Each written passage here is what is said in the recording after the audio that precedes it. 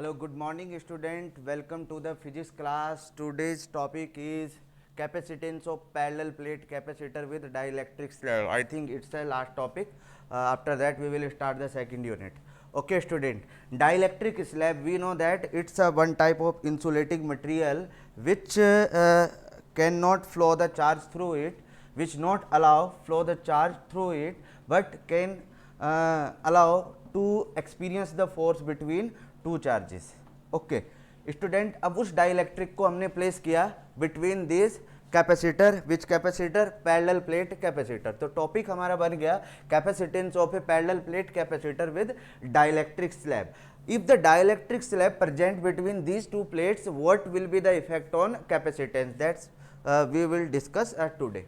Okay, these are the two plates. One is this, same. Area is A of this plate and area of this one plate is A. Okay student, and this one is the dielectric slab of thickness at T. T thickness dielectric slab की thickness T. The gap between these two plates will be D. Okay student, the charge, applied charge, that is equal to Q.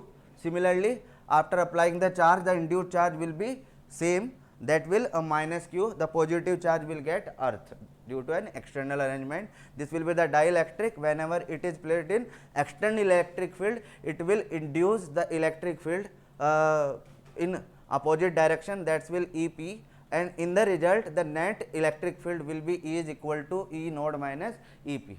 अब हम जानते हैं कि हम एक formula और कर चुके हैं. What is the relation between E and E node? We know that E is equal to E node upon K, यानी कि dielectric constant is equal to ratio of applied or external electric field to the reduced electric field. Okay, this one is the dielectric constant.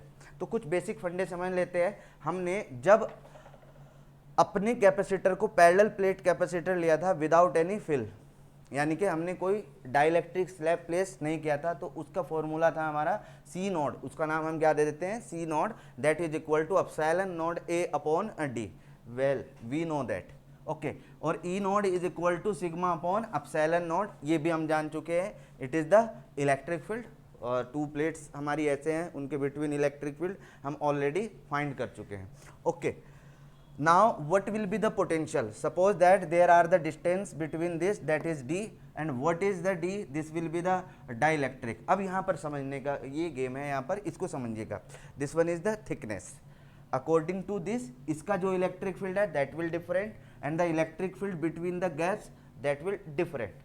तो according to that the potential will also be different. तो what is this distance, this one and this one, ये जो दो gap दिखाई दे रहे हैं हमें, इनका डिस्टेंस, इन दोनों का पोटेंशियल डिफरेंट, बिकॉज यहाँ तो कोई नेगेटिव फील्ड नहीं बन रहा है, बट इस डाइलेक्ट्रिक में अपोजिट डायरेक्शन में इलेक्ट्रिक फील्ड बन रहा है. तो इलेक्ट्रिक फील्ड इस वाले केस में रिड्यूज होगा, और उस रिड्यूज इलेक्ट्रिक फील्ड के लिए हम यहाँ पर डिस्कस करेंगे कि जो हमारा पोटेंशियल होगा वो दो पार्ट में डिवाइड हो गया. एक हो गया हमारा इस थिकनेस के लिए, और एक हो गया rest of the part, this one part, इस पार्ट और इस पार्ट. तो इस पार्ट को हम क्या कहेंगे? देखिए total distance D and this one is T, तो D minus T is the distance. Okay, V is equal to E naught D minus T. अब ये E का रिलेशन हमने यहाँ से फाइंड किया और इसको प्लेस किया, E naught upon K T. You know what is K? K is the dielectric constant.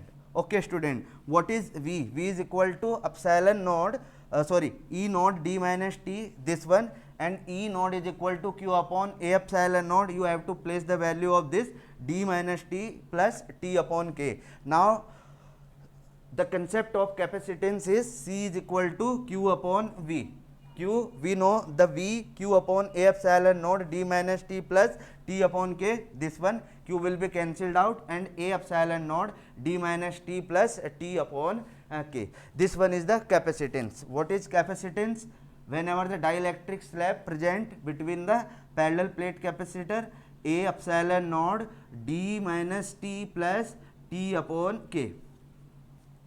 अगर स्टूडेंट ध्यान से समझिएगा, अगर पूरे इसमें हमारा जो फिलिंग है पूरे D डिस्टेंस में अगर ये डाइलेक्ट्रिक स्लैब आ जाता है, whenever the dielectric slab filled throughout this gap, इस गैप के पूरे कंप्लीट गैप में हम डाइलेक्ट्रिक स्लैब सेट कर देते हैं तो व्हाट हैपन्स, फर्स्ट केस क्या बना, whenever the dielectric slab यानी कि D is equal to T, अगर T थिकनेस D के इक्वल हो जाती है what happens, what is the effect, C is equal to A epsilon naught upon D minus T, T रखेंगे आप यहाँ पर, ये कैंसिल आउट हो जाएगा and T will become D और K ऊपर पहुंच जाएगा।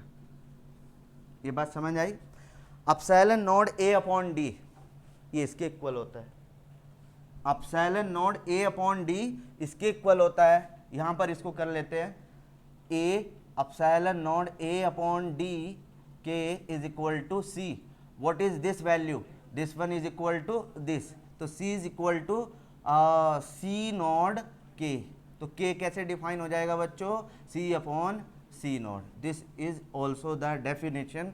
देखिए अब क्या करेगा, आपसे रिलेटिव परमिटिविटी के केस में पूछ लेगा, एक फॉर्मूला आपको ये दे दिया उसने, एक फॉर्मूला E अपॉन ई नोड वाला दे दिया, ई नोड अपॉन ई वाला दिया, एक रिलेटिव फोर्स की फॉर्म में दे दिया और फाइनल आंसर लिख दिया all of this, what is the formula of dielectric constant. तो आपको ध्यान रखना है कि C upon C naught, E naught upon E and F upon F naught, यानी कि force in medium to the force in space. Okay student, now you have to do some of the numerical related to this topic at your home, and student we will start the next unit tomorrow,